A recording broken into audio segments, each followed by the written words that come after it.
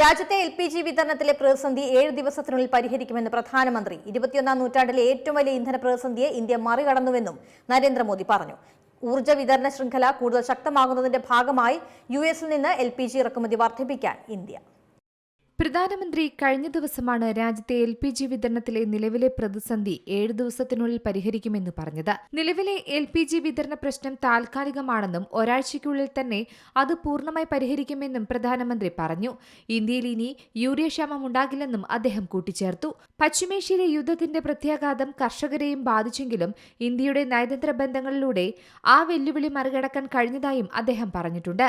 കേന്ദ്ര സർക്കാരിന്റെ India first നയവും നയതന്ത്ര ഇടപെടലുകളുമാണ് ആഗോള ഊർജ്ജ പ്രതിസന്ധിക്കിടയിലും രാജ്യത്തെ പിടിച്ചു നിർത്തിയതെന്നും പ്രധാനമന്ത്രി കൂട്ടിച്ചേർത്തു. ലോകമെമ്പാടും ക്രൂഡ് ഓയിൽ വില കുതിച്ചുയർന്നിട്ടും ഇന്ത്യയിൽ പെട്രോളിന്റെയും ഡീസലിന്റെയും ക്ഷാമമുണ്ടാകാതെ നോക്കാൻ കഴിഞ്ഞുവെന്നും അതിലൂടെ രാജ്യത്തിന്റെ ഊർജ്ജ സുരക്ഷ ഉറപ്പാക്കാൻ സാധിച്ചുവെന്നും പരാമർശമുണ്ട്. ചില രാജ്യങ്ങളിൽ ഇന്ധനവില 40 മുതൽ 50% വരെ ഉയർന്നു. എന്നാൽ ഇന്ത്യയിലാകട്ടെ വലിയ ഇന്ധന പ്രതിസന്ധി ഉണ്ടായില്ലെന്നും പ്രധാനമന്ത്രി കൂട്ടിച്ചേർത്തു. 40-ലധികം രാജ്യങ്ങളിൽ നിന്നാണ് അസംസ്കൃത എണ്ണ ഇറക്കുമതി ചെയ്തത്. അന്താരാഷ്ട്ര വിപണിയിലെ വിലക്കയറ്റം കണക്കിലെടുത്ത LPG സിലിണ്ടറിന്റെ വില 2000 രൂപ വരെ എത്താമായിരുന്നുവെങ്കിലും സർക്കാർ 950 രൂപയ്ക്കാണ് വിതരണം ചെയ്തതെന്നും പ്രധാനമന്ത്രി കൂട്ടിച്ചേർത്തു.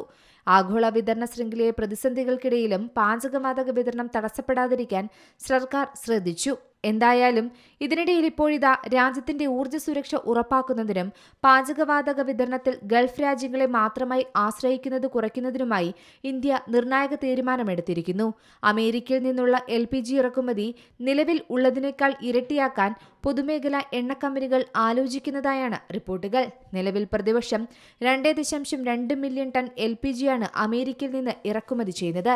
എന്നാൽ വിതരണ സ്രോതസ്സുകളിൽ വൈവിധ്യം കൊണ്ടുവരുന്നതിന്റെ ഭാഗമായി ഇത് ഇരട്ടിയാക്കാനാണ് പുതിയ നീക്കം. അതുമാത്രമല്ല LPG Algeria, Argentina, Nigeria, Malaysia തുടങ്ങിയ മറ്റ് വിപണികളിൽ നിന്നും എത്തിക്കാനും സാധ്യതകൾ പരിശോധിക്കുന്നുണ്ട്.